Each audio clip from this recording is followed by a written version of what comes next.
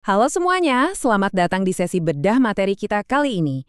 Pernah nggak sih kalian mikir kalau dongeng sebelum tidur itu ya sekedar rutinitas biasa aja biar anak cepet merem? Nah, hari ini kita bakal bongkar fakta menariknya. Ternyata, mendongeng itu punya kekuatan super loh. Secara ilmiah, ini tuh alat terapi yang luar biasa ampuh. Kita bakal bahas tuntas gimana sebuah cerita bisa jadi semacam obat penyembuh buat emosi anak. Yuk, langsung aja kita mulai. Oke, buat pemanasan, mari kita renungkan satu kutipan manis dari Fabel di artikel Hai Bunda. Kutipannya begini, setiap cahaya punya manfaatnya sendiri, Lumah. Jangan meremehkan cahaya kecilmu. Lumah ini ceritanya adalah seekor kunang-kunang kecil yang ngerasa sinarnya itu nggak ada gunanya sama sekali kalau dibandingin sama terangnya bulan. Dan ibunya ngasih nasihat yang wow, dalam banget kan?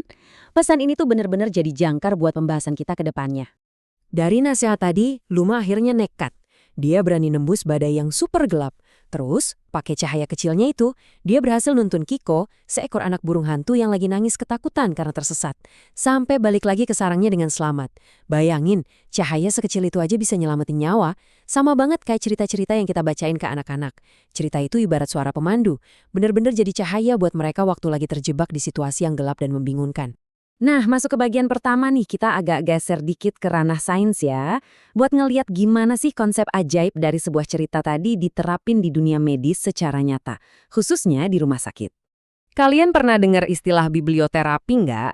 Menurut penelitian dari Universitas Esa Unggul, ini tuh metode terapi yang keren banget. Intinya, tenaga medis pakai buku dan kegiatan mendongeng buat nyembuhin luka emosional.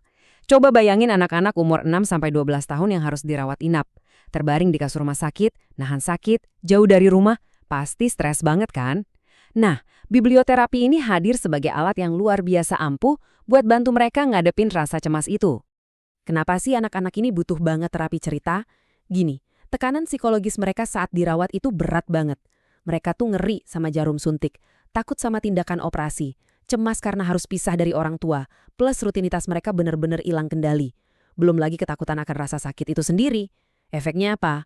Banyak dari mereka yang jadi gampang rewel, hiperaktif, atau malah menarik diri secara total karena merasa benar-benar nggak berdaya. Buat ngebuktiin seberapa parah situasinya, peneliti di Rumah Sakit Anisa Tangerang sempat ngukur tingkat kecemasan awal dari 39 anak yang lagi dirawat. Dan kalian tahu berapa rata-rata skor kecemasannya? 3,95. Angka segini tuh merepresentasikan tingkat stres yang luar biasa parah buat ukuran seorang anak. Sangat memprihatinkan. Tapi, perhatiin deh bagian yang paling bikin merinding dari riset ini. Skor tadi anjlok drastis ke angka 1,28. Gimana caranya? Percaya atau enggak, penurunan drastis ini terjadi cuma lewat 3 kali sesi mendongeng. Ya, cuma 3 sesi, dan masing-masing durasinya cuma sekitar 45 menitan. Gila kan dampaknya? Jadi, intinya jelas banget ya. Angka-angka tadi bukan sekedar statistik di atas kertas, tapi bukti nyata dari sebuah kelegaan emosional. Tanpa dibacain cerita, anak-anak ini tenggelam dalam rasa takut dan kesepian. Tapi begitu dikasih cerita, kecemasan mereka luntur dan mereka ngerasa jauh lebih tenang. Ini bukti kalau secara medis, sebuah cerita punya kemampuan untuk menyembuhkan trauma dan menenangkan sistem saraf yang lagi tegang. Oke, kita tinggalkan sejenak ruang rawat rumah sakit dan masuk ke bagian kedua. Mari kita lihat gimana sih efek mendongeng ini kalau dibawa ke lingkungan kita sehari-hari. Kayak di ruang kelas, gimana dampaknya buat membentuk kecerdasan sosial anak. Ini ada contoh menarik dari TK Negeri Lemah Abang yang dicatat dalam jurnal Murhum. Para guru di sana tuh jago banget manfaatin sesi baca cerita interaktif buat anak didiknya. Anak-anak umur 5-6 tahun kan lagi belajar banget tuh gimana caranya berinteraksi di lingkungan sosial sekolah yang baru. Dan pastinya luapan emosi mereka masih sering meledak-ledak. Disinilah mendongeng masuk sebagai solusinya. Dan hasilnya sangat brilian. Lewat cerita-cerita ini, pelan-pelan anak mulai paham gimana cara ngenalin dan ngontrol emosi mereka sendiri. Mereka juga jadi belajar empati. Misalnya nih kalau lagi berebut mainan, yang biasanya langsung nangis atau berantem, mereka mulai bisa sabar nunggu giliran dan nyelesain masalah dengan damai. Secara nggak sadar, mereka tuh ngekopi sifat-sifat positif dari karakter yang ada di dongeng yang baru aja guru mereka bacain. Lanjut ke bagian ketiga.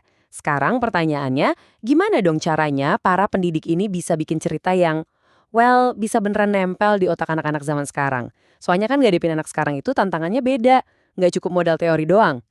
Rahasia utamanya ternyata ada di kombinasi gaya lama dan gaya baru. Guru-guru ini fleksibel banget. Kadang mereka pakai boneka tangan, cara klasik yang selalu sukses mancing imajinasi sentuhan anak. Tapi di waktu lain, mereka juga nggak ragu buat pakai layar digital yang dinamis buat narik fokus anak-anak secara penuh. Bener-bener cerdas ya mengawinkan dua cara ini. Tapi bumbu rahasia yang paling penting itu interaktivitas. Jangan cuma ngebacain cerita ke mereka, tapi ajak mereka ikutan. Guru yang ahli bakal nyelipin pertanyaan dua arah pas lagi cerita. Kalau ada anak yang jawab, langsung dikasih tepuk tangan atau pujian sebagai positive reinforcement. Dan yang paling penting, mereka selalu ngehubungin pesan moral di cerita itu sama kejadian nyata yang dialami anak di hari tersebut. Jadi ceritanya kerasa relate banget. Nah, sampailah kita di bagian terakhir. Setelah banyak bahas teori, yuk kita ubah ini jadi sesuatu yang praktis. Kita bakal coba bikin properti bercerita, yaitu sebuah lampion kertas. Lampion ini pas banget loh buat nyeritain kisah keren berjudul Kelinci Kecil dan Lentera Hutan. Kita ambil inspirasi langkah gampangnya dari saluran YouTube Kreasi Rupa-Rupi. Siapin bahannya gampang banget kok. Pertama, kalian potong kertas sampul tebal jadi semacam pita selebar 6 cm. Terus, ambil kertas origami, lipat 2 kali, dan gunting sampai bentuknya jadi bulat. Kalau udah, lipat lagi lingkaran-lingkaran kertas tagi jadi bentuk setengah lingkaran. Simpel banget kan? Selanjutnya, tinggal kita rakit aja. Tempelin setengah lingkaran tadi berjajar rapi di atas pita kertas sampul pakai selotip bolak-balik. Terus, di bagian bawahnya, tambahin kertas yang udah digunting-gunting memanjang jadi kayak rumbai gitu. Satukan kedua ujung pita sampai melingkar, kasih tali gantungan, dan agak lengkung-lengkungin rumbainya pakai pensil biar kelihatan lebih hidup. Voila! Jadilah properti yang menawan.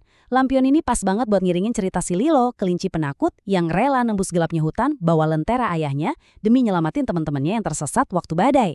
Lewat lampion dan kisah Lilo ini, anak-anak diajarkan pesan yang mendalam. Keberanian bukan berarti kita nggak merasa takut, melainkan tetap memilih berbuat baik walaupun kita sedang merasa takut.